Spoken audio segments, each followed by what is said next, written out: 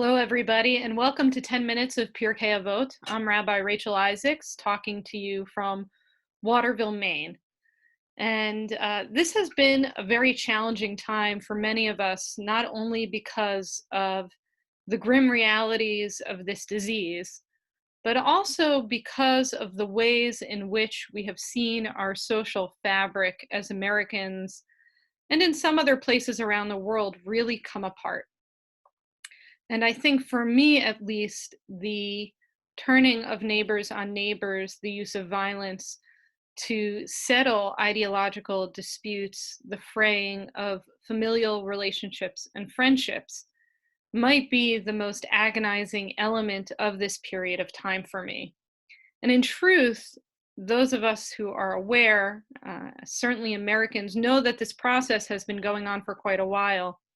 And this disease has brought everything to the fore and has magnified underlying issues in our society and how we care for one another and get along, and the ways in which we can and fail to work together. And so in this 10 minutes of Pirke Avot, I want to focus on some of those issues and really parse one element of Pirke Avot, chapter 1, verses 6 through 7, about what the Mishnah is trying to teach us about the way in which we can build a societal fabric that makes sense, that can withstand debate and struggle, that keeps our souls as safe as possible, despite the complexities of living in community, and affirm the necessary faith that some things are true, some things are false, that there is a judge, and that there is ultimate judgment. So I'm going to share my screen right now so that we can explore this text together. So in Pirke Avot, we read, Yoshua ben Parachya v'nitai ha'arbeli kiblu mehem.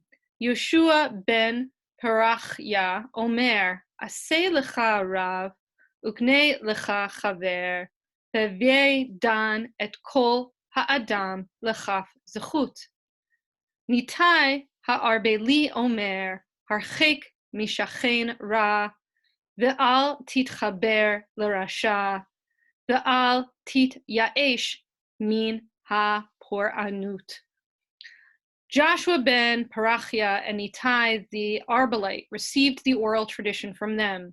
Joshua ben Parachya used to say, appoint for yourself a teacher and acquire for yourself a companion, and judge all humans with the scale weighted in their favor. Nitai the Arbalite used to say, keep a distance from an evil neighbor, do not become attached to the wicked, and do not abandon faith in divine retribution. So I really want to break this down bit by bit, but I want to focus initially on this idea of, we know that it's important to learn, right? That's a core element of Judaism, that education is a value, that we need to learn from those who are older than us and that who have shown expertise and command of certain fields of knowledge, so that we shouldn't live our lives reacting based on how we feel, but rather we should sit at the feet of those who are learned so that we can become better and holier actors in the world. From a Jewish perspective, holiness really isn't possible without education. And so we see that right at the beginning of Pirke Avot. Then it says, acquire for yourself a companion, a chaver.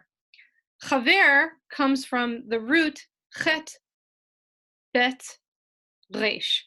And it means friend, but it also means connection, right? That is what that shoresh means, that in order to live a holy life and in order to learn, you can't go through life alone.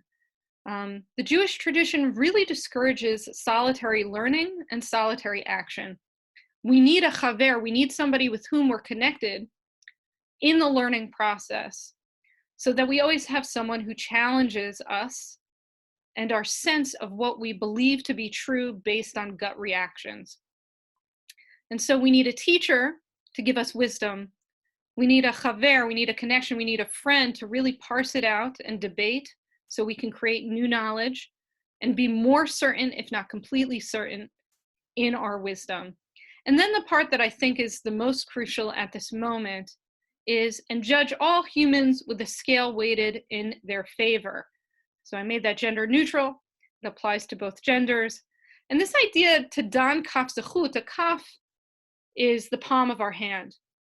And it literally means in many ways that when you are judging someone, do it with an open hand and not with a closed hand, that your palm should really be showing. And what that means is that even if you disagree with someone, because all learning in Judaism comes from disagreement and debate, even if you disagree with someone, or especially if you disagree with someone, you have to believe that they're coming at the debate with the best possible intentions. You need to be able to say, you know what? I think black, you think white. We are on very different ends of interpreting the same data or the same text. But even though we disagree with one another, I'm not going to believe that we disagree because you are a bad person or because you are coming to the debate in bad faith. Now, the rabbis weren't naive. They understood that there was evil. They understand that there are people who are inclined towards evil. But once you form a connection of learning and care with someone, if you're going to have a society that thrives, you need to be in the habit of giving people the benefit of the doubt that they're not coming at you in a disagreement with bad faith. Because if you are inclined to do that at every point of departure and disagreement, a society will fall apart, which is something that we as Jews, a small minority, can't really afford. And the way that the Mishnah and the Talmud works is that often we put forward an idea, and then immediately the curator of these texts, the redactor of these texts, challenges the ideas that come from the previous sentence. So here we have in the second part, keep a distance from an evil neighbor. Do not become attached to the wicked, and do not abandon faith in divine retribution. And I think the Hebrew for the last part is really important. The al tityaesh, do not despair. Do not despair in the fact that there is truth, that there is a judge, and that there is judgment. So yes, we are supposed to come to the people that we have connections with, that we have relationships of community and care of learning with Dan Kaf Zechut, with that open palm, with giving the benefit of the doubt. But then the text almost subverts or qualifies itself right away by saying, you know what, not everybody should be a chaver. Not everybody should be somebody that you're in connection with, right? There is such a thing as a shachen ra, as an evil neighbor. There is such a thing as a rasha, as somebody who is genuinely bad or inclined towards bad behavior.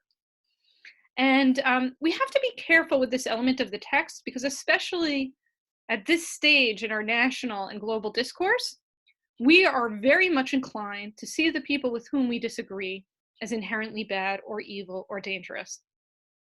And I think that there are some really bad folks in the world, but there's a danger in bringing that attitude so quickly and so viscerally to the people we've been in community with for years. There's a difference between taking issue with and distancing yourself from large, powerful, remote forces that really don't have our best interest in mind, and turning on our neighbors because maybe they have a different opinion about when to reopen their business. Or maybe they're making a choice to protect their health and the health of others without, in your opinion, really taking into account the damaging economic effects of this moment. There's a difference between saying, you know what, I don't like these forces in the world that have these well-funded campaigns to turn us against each other and to really distance ourselves from that kind of rhetoric and those kinds of individuals.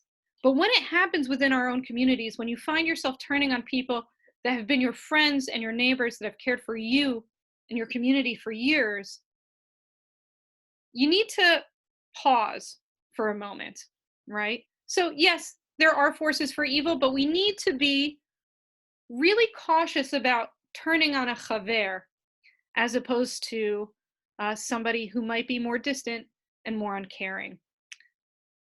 And the other point I want to say about that is something really beautiful that I read from the Rav Kook, which is that the Rav Kook really wanted to discourage us from believing that other people were inherently or irredeemably evil. And so what he says is that the difference between a chaver tov and a chaver ra, between a good companion and a bad companion, is one who brings out the worst in you. That there aren't individuals that are inherently always a chaver tov or always a chaver ra, but rather they're the people that bring you down the wrong path. And that can be different people at different times for different individuals. And I think that level of sophistication and also the way in which it requires us to realize that the connection is what's problematic and not always the other individual. So there is evil, but we need to be very careful who we call evil. And we need to really extend gratitude and grace to those who are our chaverim, people with whom we have connections. And last but not least, what I want to say is that, yes, it is important to put out an open palm and to judge people favorably.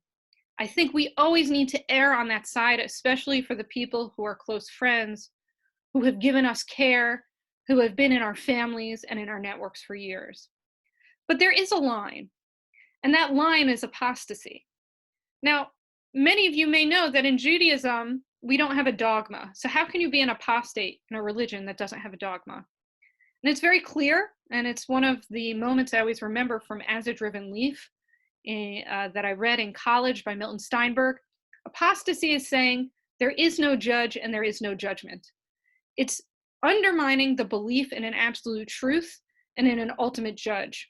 Because ultimately, when you give up, when you say, you know what, everybody just has their different opinions, I don't know what to believe anymore, I don't even know what's true anymore, when you allow yourself to give in, when you give so much of a benefit of a doubt to something that is clearly false, just because you don't want to engage or because you don't want to do the work of taking an uncomfortable stand, when you give up on the claim in the existence of an ultimate truth and an ultimate judge, a society cannot stand.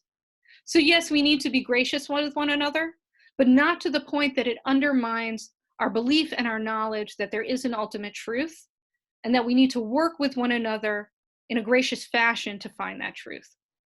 So this is a complicated time. I think the human elements of our despair at this moment may be just as bad, if not worse, than the physical ones. But if we are to stitch our communities back together, lechaber echad el hasheni, to connect one to the other with those who we've really broken apart from, we need to hold both of those values of giving people the benefit of the doubt, but holding to basic truth at the same time. It's easier said than done. Few of us are doing it well. But part of the challenge of being a Jew or being a person of faith at this moment is to not give up on the enormity of the task, because without it, we have nothing. So on that note, Shavua Tov. I hope you are all well. May you stay healthy and joyous and loving.